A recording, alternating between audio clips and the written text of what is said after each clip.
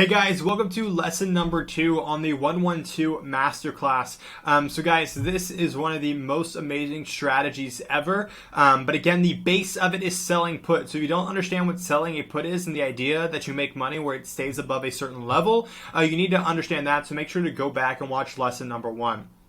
Anyways, what is the 112? Let's talk about some things you must know before we get started. 1, what markets does it work best in? Well, because the base of a 112 trade is selling puts, it has the same type of outcome. You want the market to be bullish, the market to go up, and you want it to go sideways or go range bound. So up or range bound are your best markets for it. Next, who is the strategy best for? It's best for someone who wants slow, consistent profits. Guys, remember when you're selling options, you become the casino, you become the house, which means that you have all the odds in your favor, but you're not making a ton of huge 10x moves. You're just making those small wins over and over and over. And so because of that, it's definitely slower, but it's consistent profits. It's for someone who wants passive income. I feel like, Austin, I've spent all my life working hard to make this money, and I want something safe and consistent. The 112 is the strategy for you. At least it's the one that I do and use all my money that I've made through business and in life using. So last, it's for someone who likes that they can turn trades into hedges. So hedges give us downside protection, and 112s can be structured perfectly, as I'll be teaching in this lesson, to be converted into hedges to protect your account. Next, what are some of the cons of the 112? You could lose thousands during a pullback or market crash. Again, this is the same as puts because the base of this trade is selling puts. And again, you don't always see the max profit from the bear trap. When I show you what the profit graph here looks like in a second, there's a bear trap section, and you won't always make that profit despite what other people are telling you. So you need to keep that in mind. Next, trading account size and limits. You need full margin approval. So if you're trading on Tasty Trade, that means the works account. Now, not only that, you need a futures approval. Now, again, if you have the works account, it's just a single click of a button, enable futures, wait about 24 to 48 hours, and they will enable it no problem, given you have enough money in your account.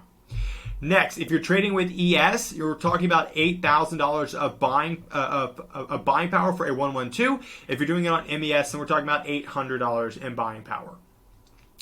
How is the 112 constructed? So it's constructed, the base of it is 2 short puts. So that's where we get all our income from. So you can see here the 2 short puts. These 2 puts are entered far out of the money, about a 5 to 10 delta. So we go about there. And that's what brings in the income for this trade. So these puts are used as the base of the strategy, provide the main source of income for this trade.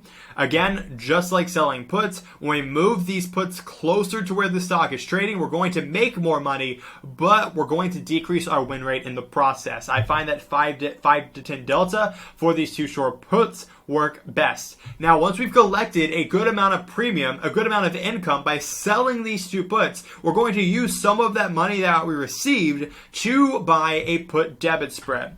What is a put debit spread? A put debit spread is created by buying a put and then selling a put below it.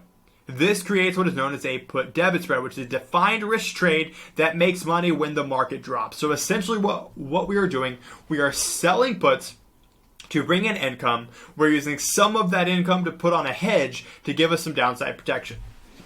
So the put debit spread is what increases the downside profit, creating what we see as the bear trap. So again, that is the structure of it. And how far in the future do we go? Well, like a normal put, we go about 45 to 120 days. Now, what does the profit and loss graph look like? It looks like this. So the base of the trade is selling puts, so that's why we have that infinite profit to the upside. And then to the downside, if the stock moves down, we can make even more money. Why? Because of the put debit spread that gives us downside protection. So typically we enter the trade about around this part on the profit graph, which means that if it goes up or goes sideways or stays in this range, we make about the same amount. If the market really drops, then we get into our big profit zone, and this is the amount of profit we'll see at expiration. However, if the market starts dropping and drops quickly, we'll probably hit our stop loss before we're able to realize the profit here, because we only get this profit if we hold through expiration, which could mean holding through a ton of losses. Next, how do we manage the 112 to give us that protection? Number one is we need a stop loss. So we need to make sure we're protected to the downside. So you typically manage your losses around 200 to 400% based on the initial credit received. This typically requires you having to watch the trade every single minute of every single day to see if it gets there. But again, I'll be showing you in a second how to connect it to the auto trader so that it manages it for you. But we're looking at about a 200 to 400% stop loss. Next is you typically manage your profits between 80 to 95% based on the hedge that you're wanting to turn it into. So let's talk about hedges. How do we turn the 112 into hedges, and what does that look like? So when we're turning something into a hedges, we have four different possibilities for the trade. Either we close out the entire trade, which again will help us receive the max profit that we are realizing, like actually realize the profit we're seeing, but we get no downside protection. Next option is a put debit spread. So like mentioned before, this 112 is created by having a put debit spread and selling puts. So if we just close out these puts, once these puts reach a good profit, then we collect a profit here and we let this put debit spread hedge that makes money to the downside. We leave that trade on, giving us downside protection. So what do we do here? Well, we like to target about a 90% profit target on those two short puts, meaning that once the two short puts that we sold way out of the money hit a profit of 90%, then we'll close those trades, leaving us with the put debit spread and giving us that downside protection. Next option is the ratio spread. So again, for the ratio spread, what we do is we sell or we close the option that we sold as a part of the put debit spread. So again, we have two sold puts. We sell a put and we buy a put. That's kind of the order of it in order. And we sell that put and buy that put to create the put debit spread. But if we get rid of this put that we sold, a part of the put debit spread, we then create a trade that's called a ratio spread, which gives a lot of downside protection.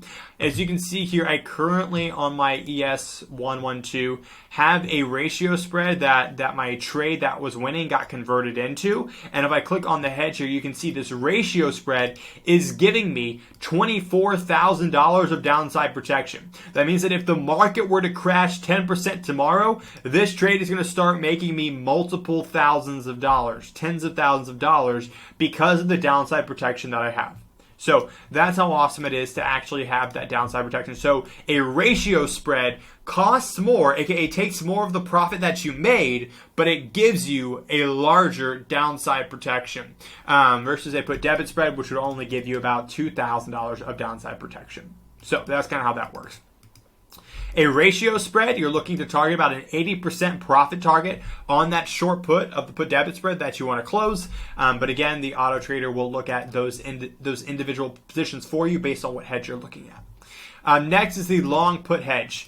So again, this means that we're closing every single short position. So we close the short put with the put debit spread, and we close the two far out of the money short puts, which leaves us with just one long put that gives us a great downside. Again, you typically rarely want to do this because you're giving up so much profit, because just having on a long put costs a lot of money.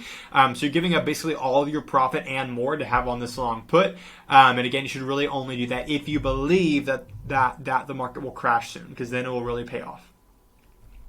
Okay, what are the best practices for the 112? How do we structure this trade? Well, we're looking at a put debit spread. You buy the 25 delta put and you sell the 23 delta put. That's typically how you structure the put debit spread. Now for the two short puts, I personally, like I said, 5 to 10 delta is best. I like the 7 delta. It gives me a really high win rate still, and I'm able to collect a bit more than if I were to do it at a 5 delta. Again, you want to go when your days in the future, when you're looking at this for your DTE, is 45 days to 120. I like the sweet spot of 90 days. So 90 days is typically how I trade. Now for a stop loss, I like to have a 300% stop loss to protect my trades. So I put on a 300%. And then again, I always keep a ratio hedge on, but we'll talk about that in a second. But once I have the hedge on, then I close all my trades entirely, close the entire trade at an 80% profit.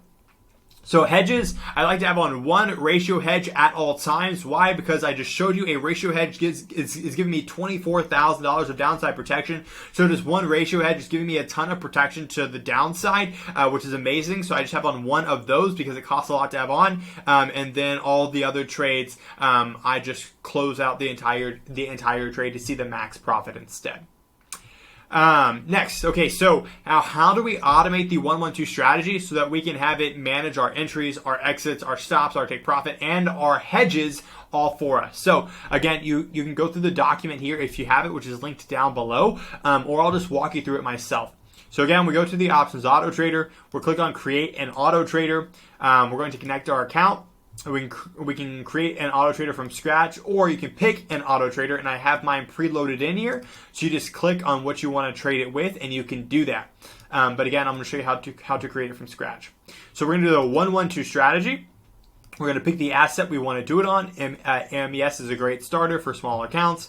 Again, I preloaded all the best practices in here for you already. So 90 days until expiration, 25, 23, and 5 delta. Again, let's actually bump this up to 7. 5 is best practice, but 7 delta makes you a bit more. So we're going to enter a trade every week.